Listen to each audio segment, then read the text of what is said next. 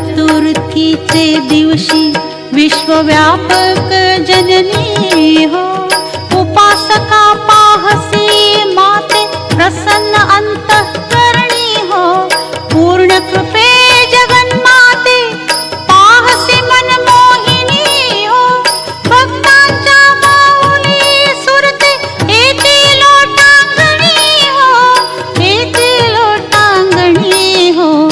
उदो बोला उदो अंबाबाई माऊलीचा हो, उदो बोला उदो अंबाबाई माऊलीचा हो.